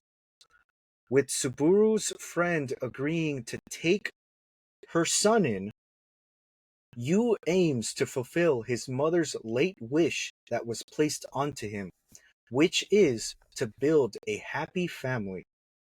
After never being able to form a proper mother-son relationship due to the differences in talent. As it turns out, his mother's friend is actually the father of the Makadono sisters. Oh. Keeping his mother's wish in mind, Yu aims to build a familial bond with his siblings. However, due to the extreme focus on their respective specializations, they show little interest in opening up to him, let alone to each other. Nonetheless, Yu strives to continuously support the three prodigies, as his kindness and care restore the lost familial bonds between the sisters. Okay. That one actually sounds like Loki. It sounds like a pretty good upcoming drama anime because it's not so much that okay, I gotta have or I gotta basically develop a bond between myself and these three sisters. It's more so I gotta patch up um whatever happened in their relationship between the three. Oh yeah. Yeah, so yeah, it seems like it looks like it's gonna be something worth the watch. So it's gonna be for sure something that I'd want to at least kind of keep track on and take a look at when it comes out. Yeah, not to mention our homeboy Yu. Oh, he's a master chef. Oh, really? So if he can't you know, kill him with kindness, there's always kill him with food. Exactly, exactly. It's pretty much for anybody. There's a good meal could help out. It could help out in the long run. Especially when you want to resolve any issues and stuff. Yeah, and especially when all three female protagonists, the Makadono sisters, Hmm. taste his food. Boom, they're like, "Holy shit, this is actually pretty good." They fall quick for how good he could cook. Yeah, and that kind of opens them up to like, oh shit, maybe he's actually genuinely kind is and isn't looking for like any extra incentives. Nice. Yeah, because I mean they can feel the love in the cooking, so it's like it's more so like, hey, you know what? You could trust me. Here's my food. I'll show you that you can trust me. Yeah, so it's really good Nice, nice. because I have read the manga. Oh, nice. It's completed, right? Yeah, it should be. Yeah, Oh, okay. I haven't checked back in it though because I've been reading other shit that I shouldn't be. As we covered earlier. Oh man! Again, please don't break my co-host. I'm eventually gonna need Oh. him. If one day I come out and he has a 1,000 yard stare on his look that he's been tortured, yeah, no, then I'm fucked too. Nah, it's cool. I'm used to it. uh, It's one of those like I can hide it behind a smile or dark humor, whichever one comes first. But you'll never know. you'll never know until it's too late. Yeah. I mean, I do follow Bao, so obviously that adds to my trauma. Oh man. And her awootism. So Emphasis on awoo. Anyways, uh, Cultural Exchange with Game Center Girl is set to air July 6th, 2025 by Studio Nomad. For those who don't know what it's about, the description is short, sweet, and to the point. A Japanese arcade worker meets a young girl from England and strikes up a friend question mark ship. That's it. well, Romance, comedy, slice of life. I like it. Straightforward, to the point. It seems like it's gonna be. I spelled 12 episodes. Maybe no season two, but it's well a good 12 episodes. And I mean, they could go with the season two because the manga has 9 volumes and 113 chapters. damn, actually no, scratch that. There is plenty of source material for season two. Oh Please, yeah, and it's still ongoing too. So huh? Well, there you go. I mean, there's plenty of stuff. exactly, exactly. You got plenty of material to go by. Oh yeah. Next we have Fire Force Final Season Part 2 will air in January 2026. Nice, yeah, because I know part one of the final season just ended earlier this week as well, and you've been keeping up with it, right? Of course, I got to see how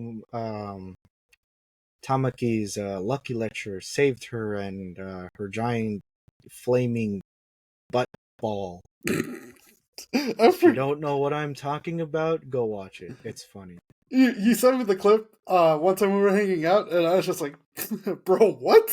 Yeah, they melted iron using her butt and Well, turned it into a weapon. funny I'm keeping it as vague as possible to get people like, "Hey, yo, enough, not maybe I the should check it out." funny enough, not the craziest thing I've seen in anime so far. So, Of course not, especially since she's the first character that has capitalized on the term lucky lecher curse. We've seen male protagonists with that quote unquote curse, but never a female with that curse. exactly, exactly. So she ends up getting, she still ends up getting basically good luck, and it ends up saving her in some situations. So, God bless Tamaki. She deserves all the blessings. She's doing her best. Yeah, she's doing her best. Honestly, she is. Finally, for all of you enjoyers out there, For all our people your of, men of culture, yep. Nakutashi the animation Ecchi anime is set to be released July 18, 2025 by Studio Passione, supported by Katakawa Animation. I have to emphasize that because Katakawa has never done an Ayo before. I thought they did. If they did, I don't remember it. Mm-hmm. Well, it was probably something I I need mean, to. the Nakutashi, this animation can be a. I can't believe it's not hentai type of animation with all of the trailer previews I've seen that has to have been heavily censored by them themselves. Yep, that's true. So, yeah, in the case of any people of culture looking forward to this, you got 2 weeks. You got 2 weeks until it comes out, and And I do love that comment, that recurring comment. Is there going to be an uncensored version? oh yeah, because that's like one of the main comments that pops up whenever animation like this or whenever animes that come out like this come out, and so there's always that one question: is it going to be an uncensored one? Wait, I can bet you $200 that it's going to be a JP dub only. No way is American Studios touching this one with a 10-foot stick. no, yeah, no, I highly doubt it. I really highly doubt it. Yeah. Yeah, That's the end of my news features. On to yours. actually, now that I remember, I know last episode I left off on that. Basically, I wanted to do a 3 episode review on To Be Hero X, and after putting it off for some time after, because I was in the middle of not only the Attack on Titan watch with my brother, but also watching Food for the Soul, which I'll cover next episode. It is good. It is basically it gives you the same cozy vibes as Eurocamp. So, yeah, in case there's any Eurocamp fanatics out there, go check out Food for the Soul. Um, I finally got around to watching To Be Hero X, and the first 3 episodes, dude, it's fuck, dude, they're good. Oh yeah. They're good. And as always the rule that we have on here, I'll keep it as vague as possible, mainly to encourage people. And I know basically To Be Hero X has been one of the more popular animes of this like recent season that ended. But this is more so for the people who haven't checked it out, who are on the fence of like, should I check it out or whatnot? I'll give you my recommendation and say it's worth checking out. Um, the animation style is new because it's seeing as how it takes more of a 3D style for the most part. But when because some of the fight scenes do blend into kind of like regular 2D style, and and it's crazy too because So it's a 2D, 3D animation set. yes, exactly. Um, Okay, okay. and some of the 2D art styles that they use for some of the fight scenes, they vary. And so when I first saw it, I was like, oh, okay. So it mixes in between, and they do it seamless. They do it flawless too. So it's that's one of the things that got me hooked. The story is really good because it's so it follows what's his face Ling Ling. He's this producer, he's this marketing content producer for basically the heroes for that does advertisements for superheroes that are in the city, and so pretty much this is basically living in an era where superheroes is kind of marketed as kind of like big stars, but like big celebrities and all that, kind of like that with like big social media followings and all that stuff, and pretty much the source of the power comes from the citizens' trust value, which means it's basically the more fans that they have and the more trust that those fans give to the hero, to a specific person, they end up becoming a hero and stuff. And so, pretty much, how episode one starts, it's Ling Ling essentially making or creating content for to advertise for the because he's working for an advertising agency, and so he's working on a commercial for this like up and coming popular hero called Nice. And so Nice. yeah, and,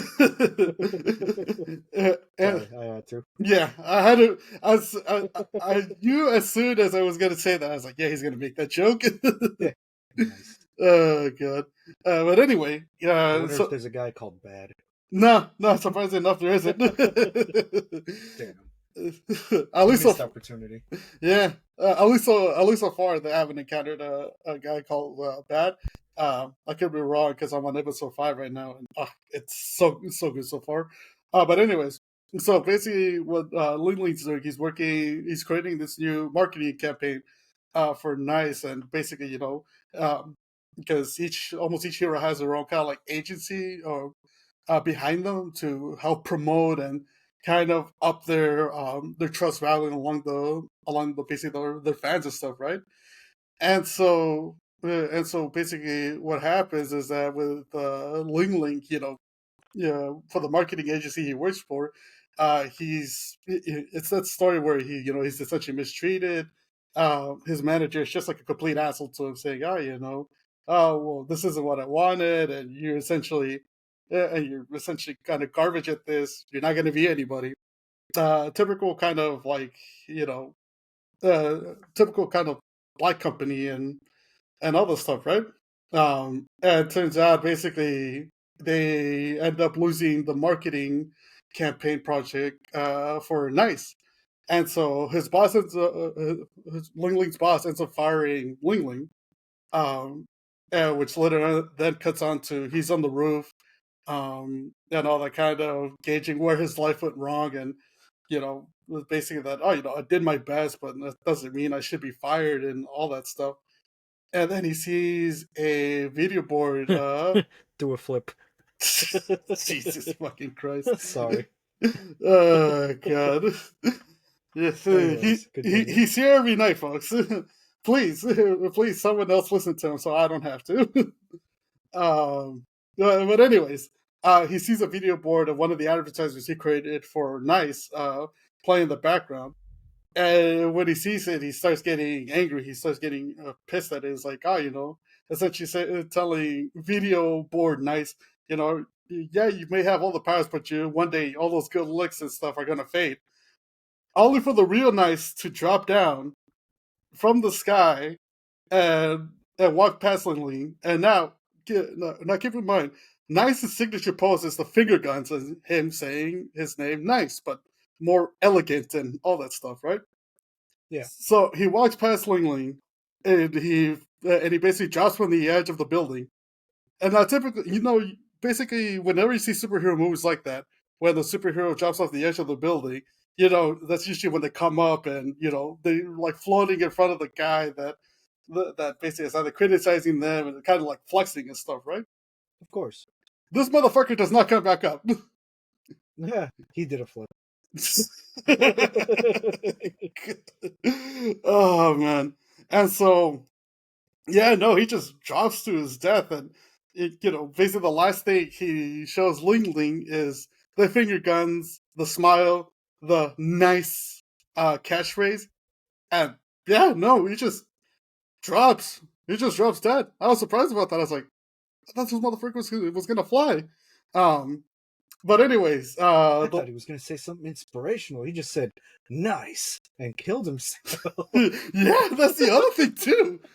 That's the other thing, too. Like, I thought it was going to be one of those things, too, because that's sometimes hero stories pan out, too, where it's like, they sit down with, the frustrated worker. It's like, hey, I know you're going through some hard times, man, but you know what? You got this, and I believe in you. Nah, this motherfucker just doesn't come back up. He just drops. I saw it, I was like, wait, what? But anyway, so basically, like about a minute or so later, some bodyguards and this chick basically run up on the building, and she happens to be Nice's manager. She happens to be the one in charge of his whole like advertising, his whole marketing, the whole 9 yards to make him look good. And so. And so they're surprised and they confront Ling about it, but Ling is just telling them, "Hey, look, I don't know what happened. He's just walked past me and he fell. I had nothing to do with it." He was just like, nice, and just killed himself. Yeah, that's basically the story. It's basically what he's telling him. And so at first they're basically getting ready to rough him up and stuff, right? They're like, get the fuck out of here. That No. didn't happen. Exactly. And so pretty much they're ready to rough him up and stuff, right? But the manager, her name's Miss J, uh, she stops and she looks at Ling and she's like, you know what? You almost look similar to Nice. You're Nice now. We're gonna basically put you into the whole getup and all that. We're gonna basically put out a story that you're the one that actually jumped from the building and not him, because we need his fans to still think that he's alive and shit, right? And so pretty much what happens is that Nice's trust value goes to Ling. And so they basically, they do the cosmetic changes because Nice has basically white hair, Ling has, brown hair and stuff, right? Of course, of course. They change up his hairstyle, the whole 9 yards, just to make him look nice. And yeah, and so they basically kind of tell him, oh, now Nice's powers are yours. So now you have, typical superhero powers. He has to fly. He's able to have super speed. Standard superhero powers. Um, and basically they let him know that. So out in the public, Nice has a relationship with this portal hero called Moon, and it pretty much is like, oh, now basically Nice's girlfriend is your girlfriend now. They've been in a 3-year relationship. Now, lucky enough for Lane, he's had a massive crush on Moon for like a long time now, seeing as how he was working on.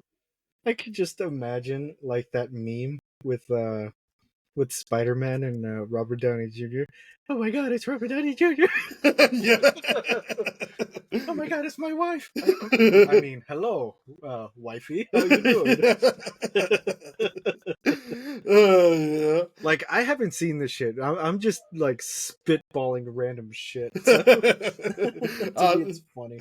Dude, trust me. I would highly suggest, pretty much to you and to anybody else, watch it. It's well worth the watch. I'll leave it as this. So basically, they do kind of they do the whole get up and all that to make him look like Nice. They go, him and Nice's girlfriend go into her name's Moon. So they go into this whole kind of like talk show trivia thing, where basically to celebrate the 3-year relationship, and Oh, because he's a super fan. He knows everything about her, huh? yes, yes. That Totally on the nose. yeah. So I basically, swear I didn't watch this. no, yeah, no. The best part about it is that basically the original trivia host, he was essentially kind of, I think he was kidnapped or basically he was stopped, and so the person that's hosting it, I think, correctly, is the 249th ranked hero. I'm forgetting his name, but he's essentially kind of like a questioning hero and stuff, right? And his whole thing is like, I want to expose Nice because why the fuck is this dude near the top 10 and I'm like at like way in the bottom? And in his jealousy, he believes that Nice is fake, which inadvertently he finds out that that's true. I mean, Um, yeah, it's like yes and no. yeah, yes and no, This exactly. is a fake nice, but in reality, he answered all your questions, so technically, it's not a fake nice. Yeah, and so basically, yeah, that's how he answers like the first few questions about Moon, mainly because Ling, seeing as how he not only worked on Moon's all of Moon's campaign products and all that stuff, he's basically been fucking smitten with this girl for ages on end. Yeah, and so pretty much the questioning hero. I'm sorry, I'm blanking out on his name. He pretty much decides, "Fuck this! I'm just gonna basically go to Plan B." Plan B is Ling's former boss from the advertising agency. He comes out and he's like all armored up and stuff because apparently how heroes are created with the trust value and stuff, the Yeah. opposite is for villains, or basically they Oh. use fear to in order to gain like power and basically do evil shit. And in this case, his old boss essentially, because his company went bankrupt after losing the whole account for Nice's marketing campaign. Um, his old boss is like, you sent my company to bankrupt. He's blaming Nice for this, by the way, and Right. he's blaming Nice's manager, or he's blaming Miss J. He's like, my company went bankrupt and all that shit. Um, and all I care about is my company. I don't really give a shit about the workers. My one pleasure in that company was essentially firing the people that I deemed worthless and all that stuff. And basically, That's fucked up. yeah, no, he's an asshole. I'm a boss so that I can hire people, and then a week later, I can be like, get the fuck out of my company. Yeah, exactly. That's what it is. That's how he built up his fear value. And pretty much with the enough fear value stored into him, he ends up becoming this kind of like fucking armored monstrosity and all that shit, right? And so Hmm. obviously Ling, now being nice, he boxes him, he fights him up. It's a good fight, by the way. This is the first example when they go between 3D and 2D animations. Um, pretty much he's like fighting him. He's struggling like midway through the fight, mainly because he's like, "Well, I'm not nice. I'm just a common dude." I remember this dickhead telling me, I'll never be anybody." That totally gathers the courage to basically because nicest fans are cheering him on. They think he's nice, and the Trust Valley ends up helping him beat his former boss, which is a supremely good fight, by the way. And so yeah, he ends up beating his former boss, and they ended up like they end up doing the whole cleanup thing. The guy that was questioning him ends up escaping. He comes back out later on in like a few episodes. Wow, yeah, no, that's I want to leave it off right there. Because for the next episodes, you get to see kind of like the backstory of Moon and how, because of as much as I'll say this, her and Nice's relationship was kind of like a publicity stunt, mainly because at first she was essentially how she got famous was essentially she was a travel vlogger. She would travel around the world and kind of a vlog and basically video each places she was going into, right? And so how she encountered Nice was that Nice had saved her from I think from kind of like a villain attack at one point, where she was trying to protect people using her portal, and so pretty much from that point on, people thought, oh, they look cute together. They should be a couple. And their marketing agency, which I think is their treatment agency, I think it's called. They just said, you know what, fuck it, they're together. We can make a lot of money off this and all that stuff. She does not like nice. She thinks he's too. She thinks he's too arrogant, too kind of like.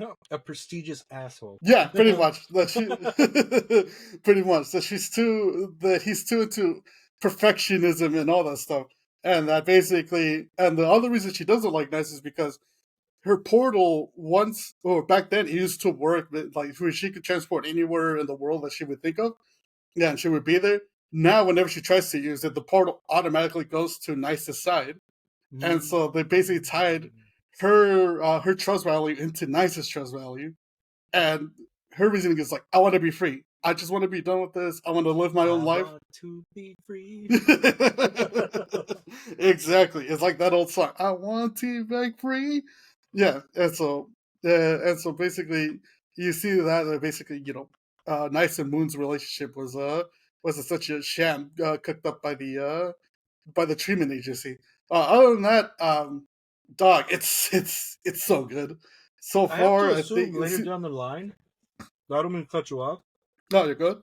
I have to assume later down the line, this dude and Moon actually develop a real relationship, Yeah, but not because it's like, oh, like Nice somehow changed overnight, but because it's a different dude who genuinely gives a shit about Moon. yeah, exactly. They do end up developing at least kind of like early feelings for each other and stuff, because they're pretty much the agency will let them leave Nice's penthouse because out of fear that she's gonna ruin the because they want to essentially plan out an engagement ceremony and all that. Mm. But Moon is like, no, I'm done with this. I don't want to continue on with this relationship. I just, I want to be solo. I want to be free. I want to be able to kind of travel like how I used to. And so they trap him in Nice's penthouse apartment and stuff for like about a month. But basically, Ling and Moon end up essentially kind of, you know, talking to each other. He ends up instead of essentially kind of being like a yeah, instead of getting Nice's personality, he ends up essentially kind of like looking after, learning more about her story and all that stuff. Yeah, and pretty much they do end up develop at least a hint of feelings for each other at the time. And so I won't go further than that because there are some major stuff that happens like in episode 4 and 5. I believe it ended off in episode 13 for season 1. But dude, it's well worth a check out. In case anybody who hasn't watched To Be Hero X is interested in it, check out To Be Hero X, dude. It's so good. Where can I watch this? Crunchyroll. It's so Oh, okay. yeah, it's live on Crunchyroll. I believe. No, I think it's only live on Crunchyroll. Um, I know it's 13 episodes so far. I believe they have most of the season dubbed. But yeah, no. If in case you're in the mood for kind of like something superhero wise, it's yeah, go check out To Be Hero X. They do have this backstory of one of the number 10 ranked hero. This is I just got done watching it like earlier today.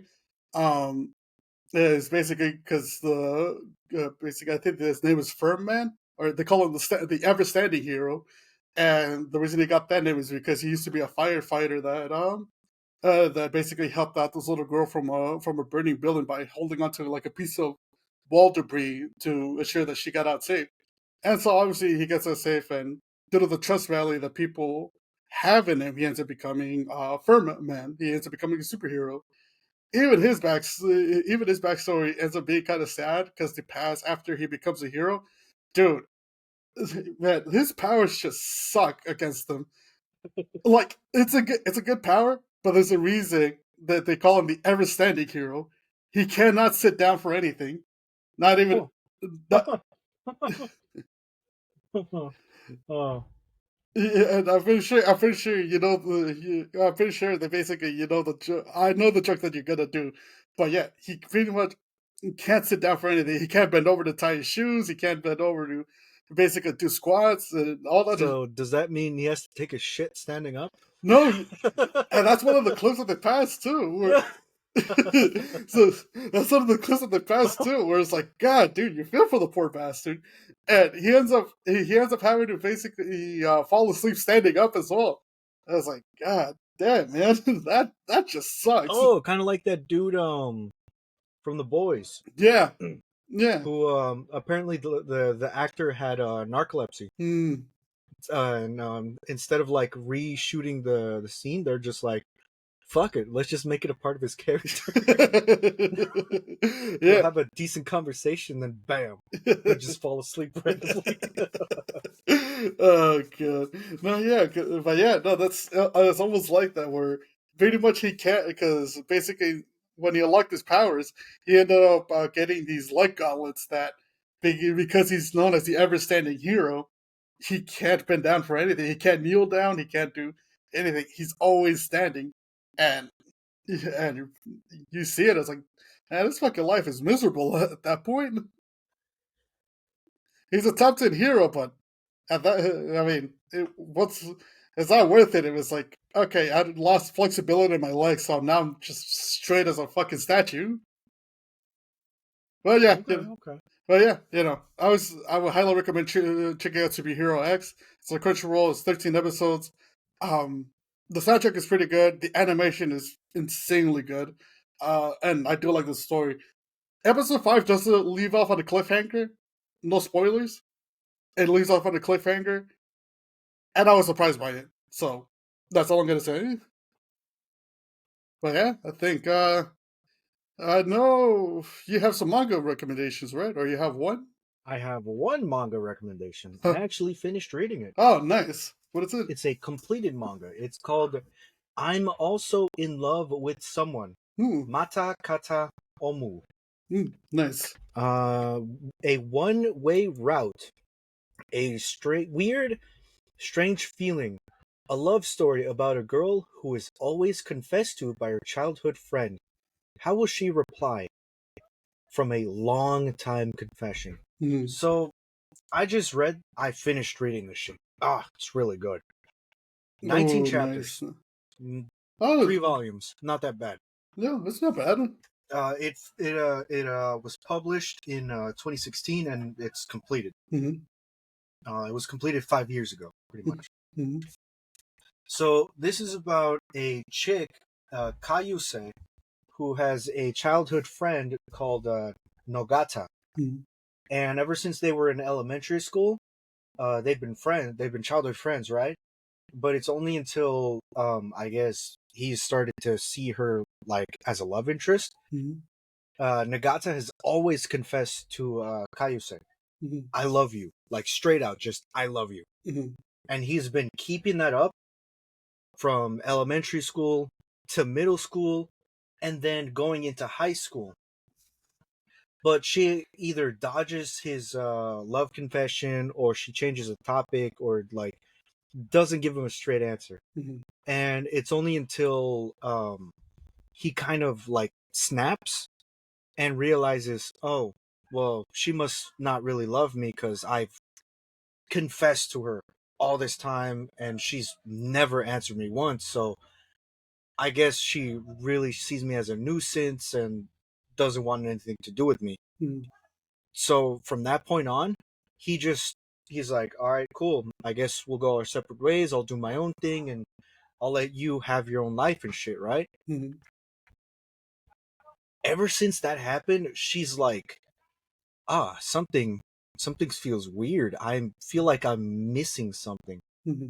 And that's when she's actually developing feelings, or not developing feelings, more of like, I think I'm actually in love with this dude, but because of like my shy personality towards him and because he's always been straightforward, I just don't know how to respond. Mm-hmm.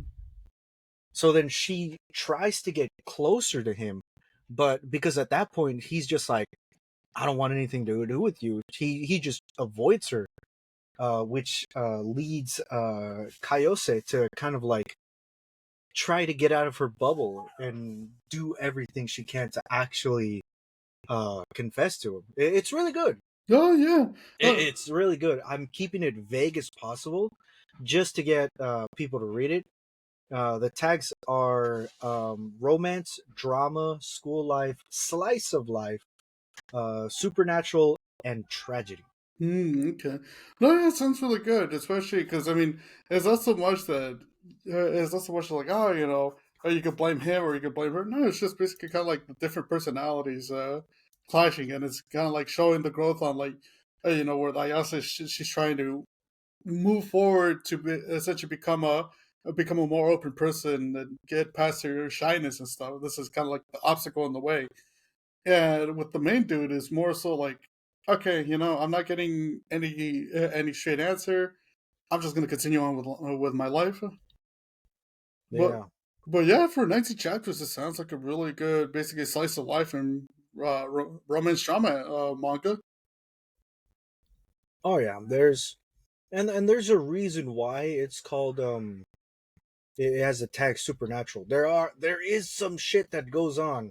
I don't want to say what it is, but there's some stuff that goes on, Uh, and it's gonna be something that like it'll surprise the reader once they see it yeah, well, it does. There's also another tag I left out. on purpose. Um, yeah, isekai. Oh, okay. So the supernatural ties into the isekai. I'm Okay. not gonna say what it is, but I will say some stuff happens. And there's this ghost chick.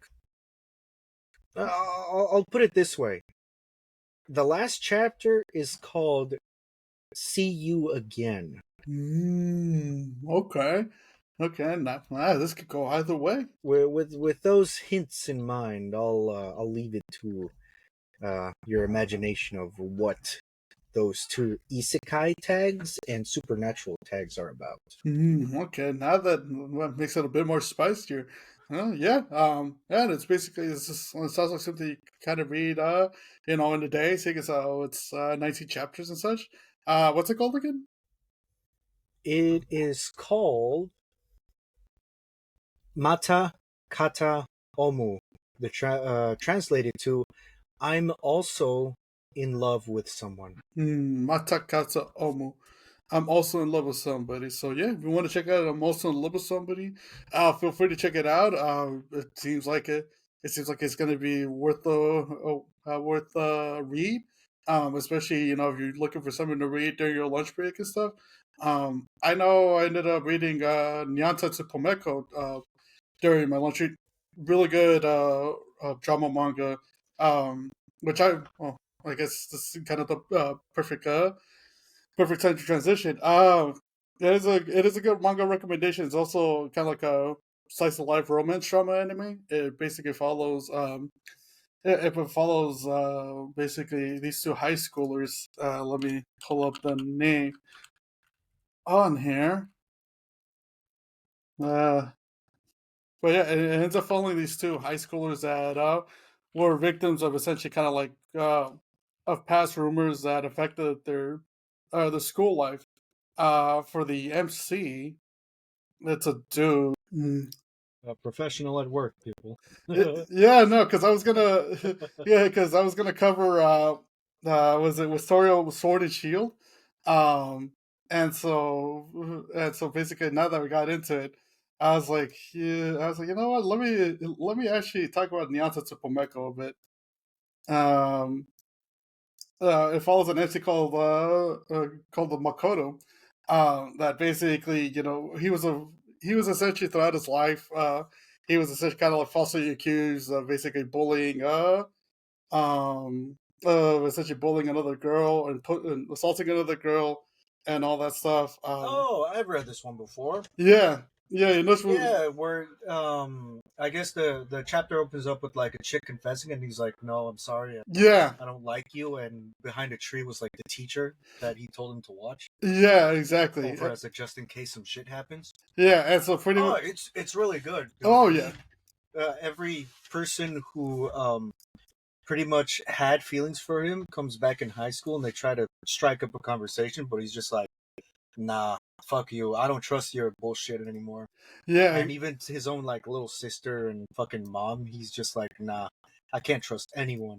yeah, exactly. Because pretty much, basically, well, like you mentioned, he is, basically he was He, betrayed. he Like, pretty much has trust issues when it comes with women. Yeah. So the only person he can trust is the teacher, but only as in like an observer, like a third party. Like, hey, make sure no one spreads any rumors because you actually saw everything that went down.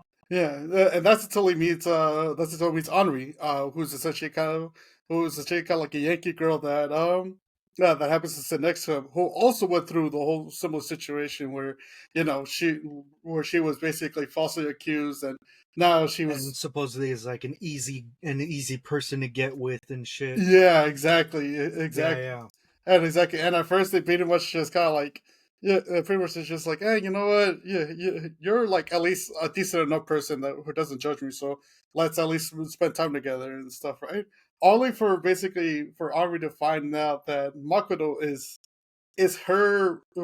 Makoto's a VN or a light novel author and stuff.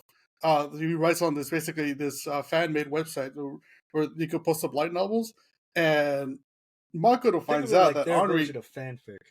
Yeah, exactly. And Makoto finds out that basically Pomeko, who was cheering him on throughout that whole time, for his light novels, is Henri. And so right there, and so basically they find each other out. They start spending more time together. It's a really good one.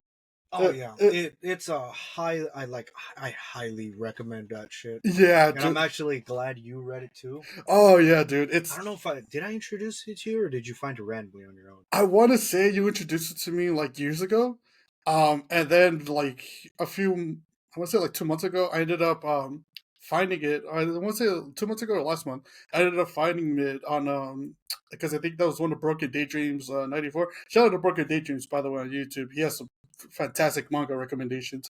And Um, he's a fellow gal enjoyer as oh well. oh yeah, who doesn't? Yaru. Keanu. But I that ended up popping up, so I was like, you know what? Let me give it a read, dude. It is so good. It is so good. You were right. It is such a good it is such a good manga. And again, just like the manga title that you mentioned, it is 19 chapters. So in case you have enough time to kind of go through like in case you want a quick manga to read, and you want to see basically to people go through because I do like how they end up tying up at least Makoto's end of the story, where it's basically where the four girls and his little stepsister plus his stepmom, um, they pretty much instead of like forcing him to forgive him, they're just like, you know what, We'll just let him do his own thing and we'll cheer for him. maybe somewhere down the line he'll forgive us for all Yeah, this shit. yeah, exactly. They pretty much don't try to force forgiveness from him. It's like, you know what? Hopefully down the line he forgives us. If not, then that's okay. But yeah, no, it's such a good manga. Yeah. Yeah, so yeah, in case you guys want to check it out, it's called Nyanza to Pomeko. Next episode, I will recommend. I will get into more of a story of Wind and Sword because I also started that around the same time as Nyanza to Pomeko. Ah, dude, it is so good. It is so good. I started reading it through the Kodansha app, and I ended up picking up Volume One through Barnes and Noble like 2 weeks ago or so. Ah, it is such a good fantasy anime or fantasy manga, which also happens to have an anime adaptation. Nice, nice, nice. Yeah, but yeah, I think it's about time we wrap it up. We're nearing about 2 hours. This is another long one. Yeah. Yeah, so yeah, before we head out, you got anything to say to the people? Go outside, drink some water, you beautiful and capable but dehydrated bitch. That's the first time I heard somebody call somebody a beautiful, dehydrated, capable bitch. Exactly. You have to compliment them and then hit them with that insult. Oh god. Yeah, go outside. Go spend time with your folks. Go spend time with your friends. Spend time with your loved ones. It's you know, yeah, I always enjoy the little things in life. Go check out if there's any animes you've been meaning to check out. Go check them out. It's always it always opens up the door to the imagination. Same thing with manga, and yeah, since this is coming out since it's coming out after the July weekend and Anime Expo weekend, hope you guys had a good had a good July weekend. Thanks for checking us out here at the Otaku Kickback Sessions. We are still on Instagram and Blue Sky. Instagram handle Otaku underscore kickbacks, Blue Sky Otaku Kickback Sessions. So feel free to give us a follow or a like. Um, we are planning to do some upgrades to the show soon. Just got to get the finances in order. But once they come through, you'll know. And so yeah, thanks again, especially if you've been following us from the start, or like if you pretty much just decided, you know what, let me just watch these dumbasses for a few seconds. Hey, Or just put it in the background. Listen exactly, to it. yeah, exactly. Put it as background noise.